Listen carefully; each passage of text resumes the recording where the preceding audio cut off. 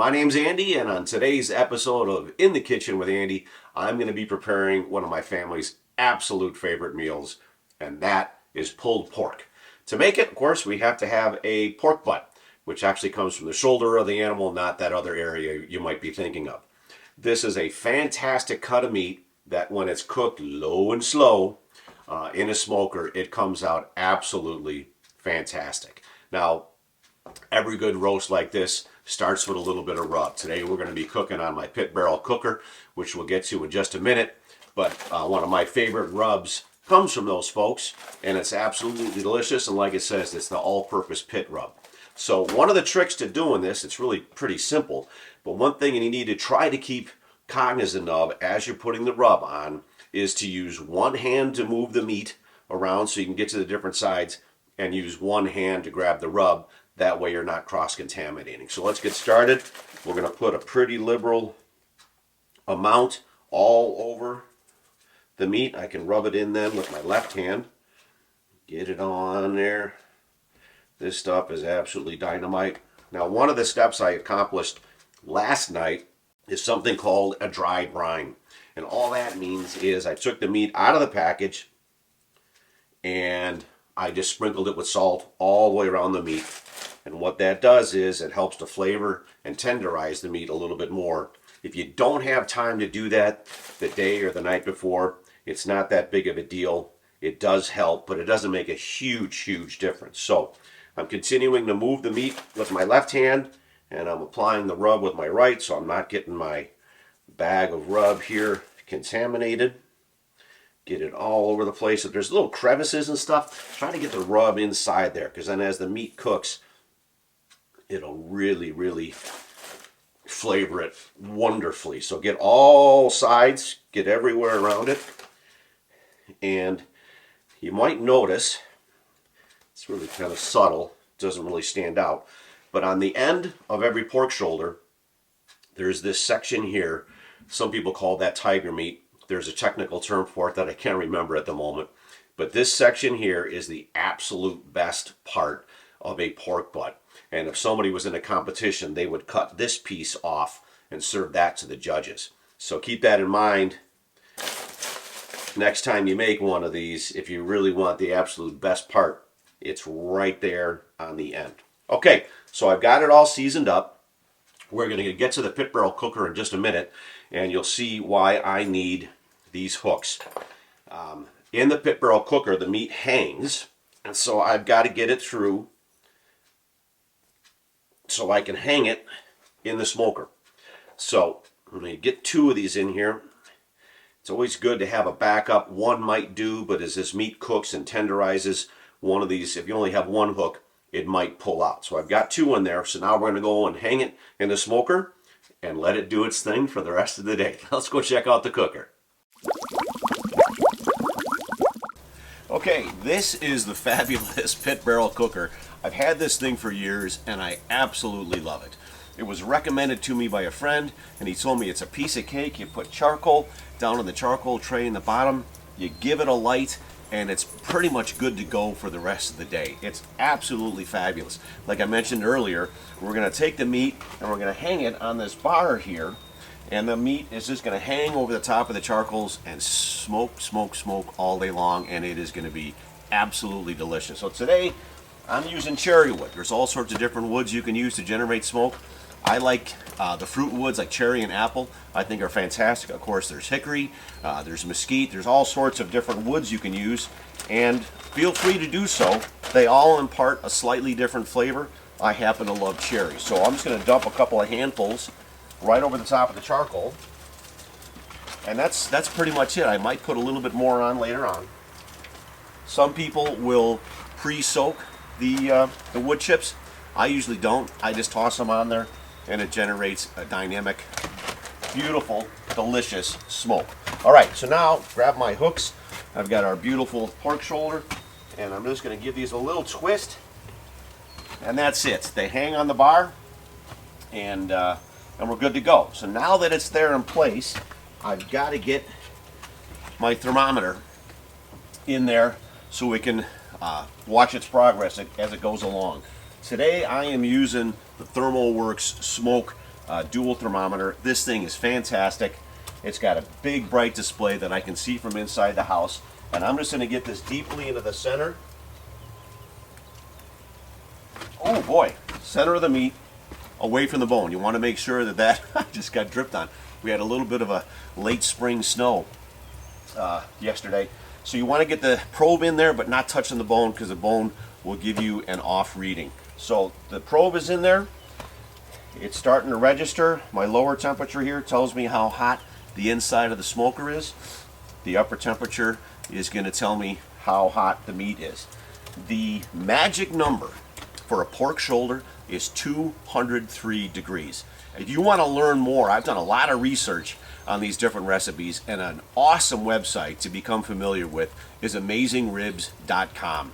The guy that runs the site, his name is Meathead Goldwyn, and he's a real hoot. He comes up with all sorts of great stuff, but he looks at these recipes and these cooking methods scientifically, and along the way he dispels myths and he gives you all sorts of great tips and tricks. And it was from him that I learned that I got to get to that 203. So our meat is on the smoker. I got to put the other bar in here because this does affect, there's the hole there, it does affect the breathing of the smoker.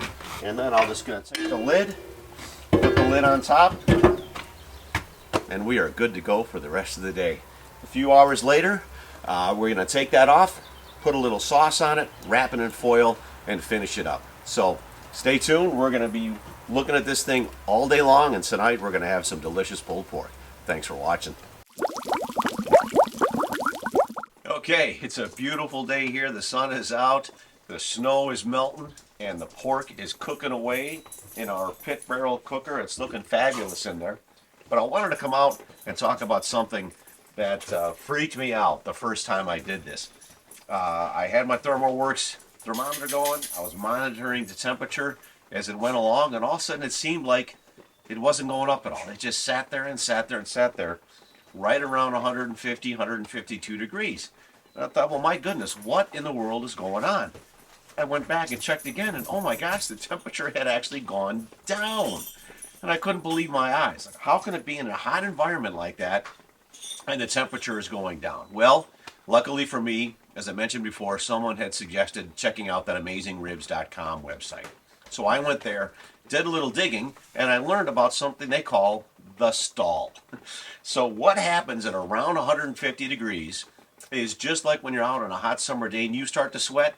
Well, at about that temperature, the meat starts releasing moisture and it sweats. That brings the temperature down until that moisture kind of boils off or steams off the top of the meat.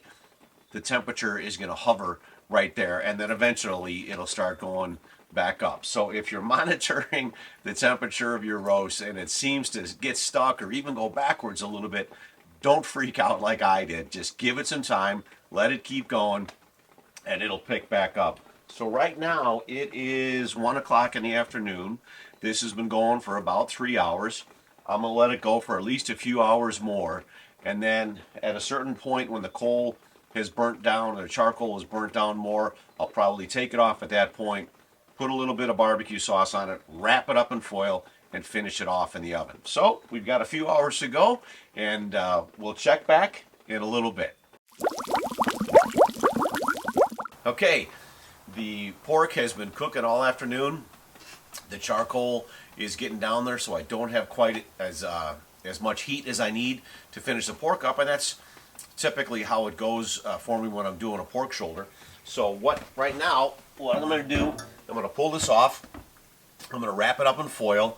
Going to add a little bit of the awesome Stubbs barbecue sauce. This stuff is absolutely delicious, and if you ever have a chance to go to Austin, Texas, he's got a great restaurant down in Austin, and he makes great stuff, and that's really the guy. Stubbs is a real human being, seems like a really neat person, and he makes a darn good sauce. So with your pit barrel cooker, you get these handy little gizmos to get the hooks off of the pit barrel cooker. So I gotta reach in real carefully and get the temperature probe, out of there. Get that out of the way. Now I use these to grab the hooks.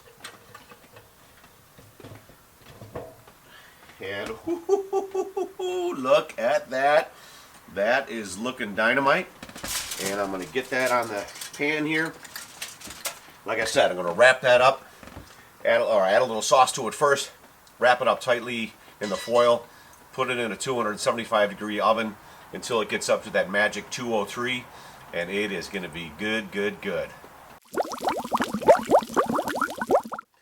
Okay, so we've hit our magic temperature. We had the pork in the pit barrel cooker all afternoon. When the coals started going down, I switched it to the oven, wrapped it up in the foil, put a little bit of barbecue sauce on there first. And now we're ready to peel this thing open and see how we did. I'm sure it's going to look absolutely dynamite and taste even better. So let's get that foil off of there. Get that out of the way. Woo-hoo-hoo. I wish you could smell this. Oh man, is this smelling good? Oh, and look at that. Look at that. That is, woo-hoo-hoo. Steam is coming out of there. That is some dynamite looking pork. It is tender. It's falling apart. I can just dive right in there with the tongs and peel some of that pork off. But the meat is falling apart. Let me get a little sample of it here. It is just, whew, steaming hot. It's juicy and tender. And let me get a little bite. Oh, wow. That is amazing. The number one ingredient, like all my family knows, in anything I make is love. For pulled pork, the number two ingredient is time. You've got to have the time to let it cook low and slow. And if you give it the time, this is what you wind up with. So thank you so much for watching. That is an amazing pulled pork. And now we're going to put a little bit of Stubbs barbecue on there. And I would encourage you to try the pork first before you layer on too much sauce. A little bit is great, but you really want to taste that delicious meat. So thanks for watching, and stay tuned for even more recipes coming down the road.